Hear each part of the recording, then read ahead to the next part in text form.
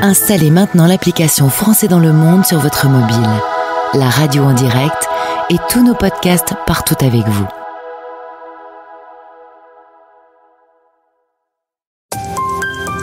Voici 10 minutes, le podcast des Français dans le monde pour aider tous ceux qui se préparent, qui vivent ou qui rentrent de mobilité internationale.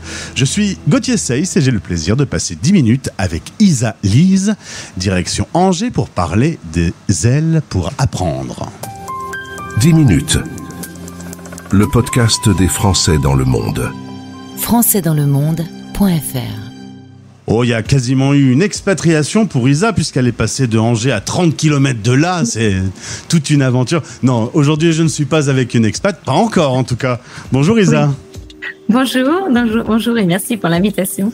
Content de te retrouver dans le cadre du partenariat avec Expat Pro. On va passer quelques minutes ensemble et on va parler de la création de Des ailes pour apprendre que tu as mis en place en 2018. Avec cette petite particularité, c'est une entreprise familiale puisque tu travailles avec tes filles. C'est facile de travailler en famille ? Oui, c'est un grand bonheur de travailler en famille. En plus, c'est une continuité puisqu'on a fait l'instruction en famille, donc on continue en fait d'explorer notre curiosité. Et c'est vrai que ça permet beaucoup de complicité, de se comprendre facilement. Enfin voilà, on est sur la même longueur d'onde. Et beaucoup de fou rire aussi. J'imagine. Et dans la famille, il y a également May et Noé qui vous ont rejoints. Oui. Deux petits personnages que vous avez inventés qui servent pour être un véritable support d'apprentissage. Voilà, tout à fait. Donc en fait, nous, c'est vraiment ça, c'est une immersion, donc avec deux petits personnages, May et Noé, qui sont d'une union mixte. On a essayé vraiment de créer de l'atypisme partout, un petit peu, enfin là, pour montrer un peu la variété des situations. Et puis, donc May et Noé sont inspirés un peu d'enfants véritables aussi, donc parce qu'on a aussi les petits animaux qui correspondent aux nôtres. Enfin voilà, c'est vraiment l'univers complet.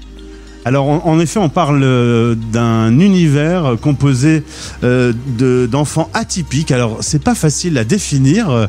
Cet atypisme, il est pluriel. Qu'est-ce que tu pourrais me dire sur les enfants atypiques ? Alors, l'atypisme, en fait, pour moi, il rejoint différentes réalités. C'est-à-dire qu'on peut être atypique par son choix. Par exemple, le choix de l'instruction famille qui était les premières familles auxquelles on s'est adressé. Le choix de l'expatriation qui n'est pas un choix courant et qui n'est pas un choix évident. On est bien placé pour le savoir puisque pour nous, c'est pour ça qu'on hésite encore à sauter le pas de l'expatriation. Et puis, c'est aussi l'atypisme dans les profils.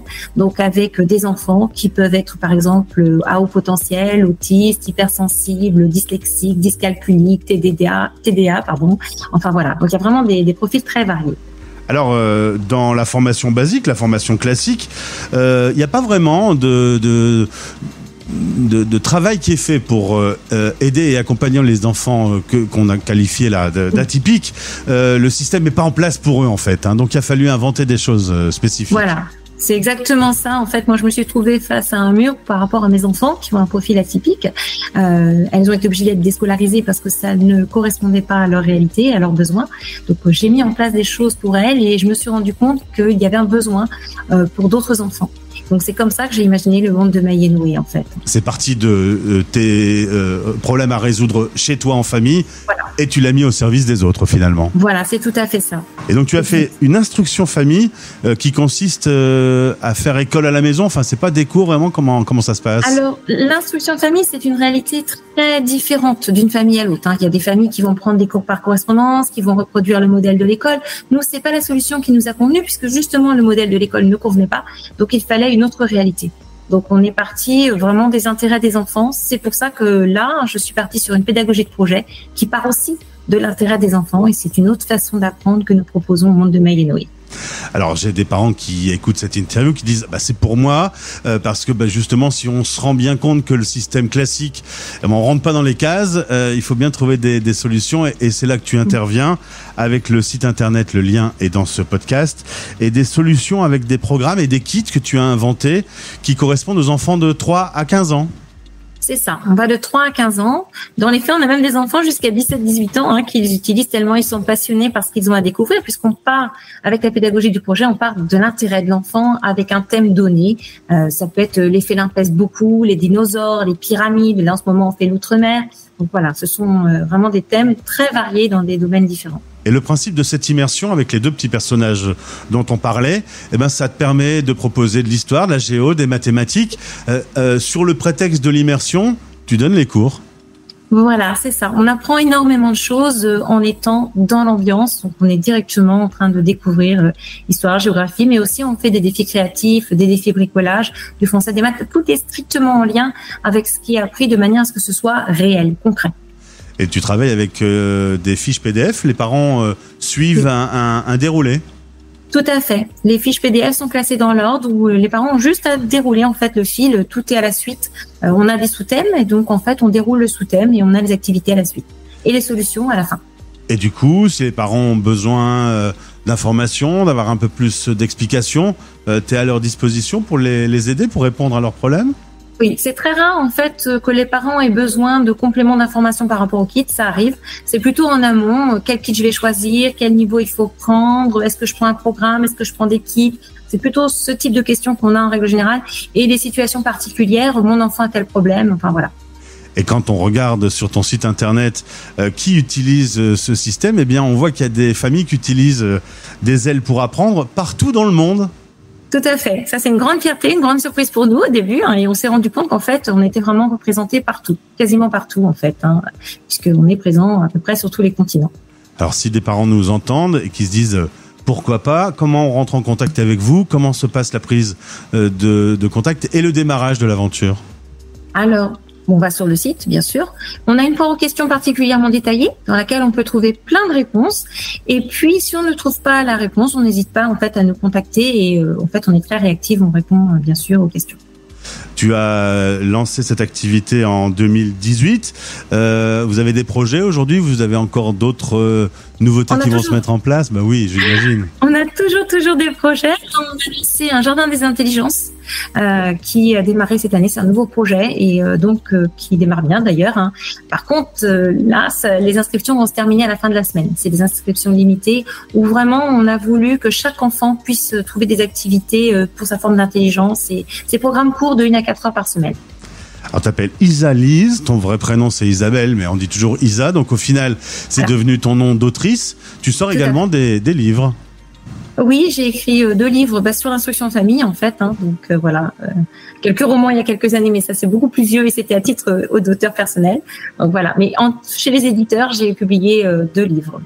Et pour ces fameux enfants atypiques, tu trouves qu'aujourd'hui, il n'y a pas beaucoup de solutions, il n'y a pas beaucoup d'accompagnement, qu'on pourrait faire un petit effort sur ce sujet ? Oui, tout à fait. Il y a vraiment beaucoup à faire et beaucoup à comprendre parce que déjà, il faudrait commencer par les enfants, je dirais, moins atypiques, qui ont besoin d'apprendre plus en écoutant, en faisant. Alors qu'on fait beaucoup aujourd'hui dans le visuel ou le cours magistral et c'est pas forcément comme ça qu'on apprend le plus en fait. De mon point de vue, c'est pour ça qu'il y a autant de difficultés dans le système scolaire français. Il n'y a pas que le système scolaire français qui est en difficulté parce que pour avoir échangé avec beaucoup d'expats ou de personnes qui habitent depuis toujours dans leur pays qui est autre que la France, voilà, il y a vraiment des gros besoins et des prises en compte qui ne sont pas suffisantes. Et puis on le disait en début d'interview, aujourd'hui vous êtes basé à Angers. L'idée d'aller partir à l'étranger vous trotte dans la tête, mais tu me disais c'est pas si simple que ça. Non, c'est pas simple. C'est quoi les problèmes que vous rencontrez ? Vous voulez partir où par exemple ? Alors nous en fait on a beaucoup hésité. Pendant un temps on avait envisagé la Pologne. Et puis en fait là où on partirait plutôt, ça serait Belgique, Italie ou Angleterre. Maintenant, l'Angleterre a fermé les frontières, c'est plus compliqué. Difficile. Et c'est quoi les difficultés que vous rencontrez au quotidien ? Parce que, à l'inverse, tu aides des familles, peut-être qu'il y a des familles qui pourraient t'aider en écoutant cette interview. Après, il y a des freins psychologiques, parce qu'il faut quand même quitter tout ce qu'on a construit ici. Le fait de quitter sa famille, le fait de... après, nous, on est une famille atypique. Moi, j'ai une fille qui est autiste, donc je veux aussi un pays qui accepte l'autisme. Ça, c'est compliqué aussi de trouver toutes ces choses-là. Enfin, voilà. Tu vas pas me dire qu'il y a des pays qui n'acceptent pas. Je trouve que l'ouverture à l'autisme et l'accompagnement, c'est compliqué quand même. Donc voilà. D'accord. La France, on est mal lotis. La France n'a peut-être pas de leçons à donner non plus. Ouais, voilà. La France n'a pas de leçons à donner du tout. Mais voilà, donc c'est des choses qui sont importantes pour nous, à prendre en considération.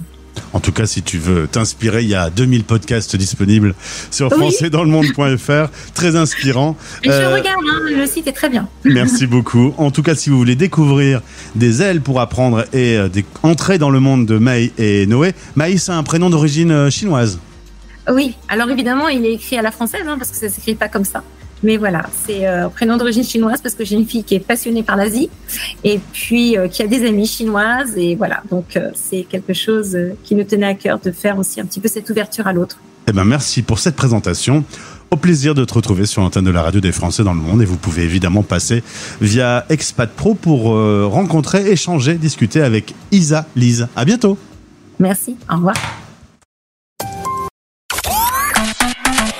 Français dans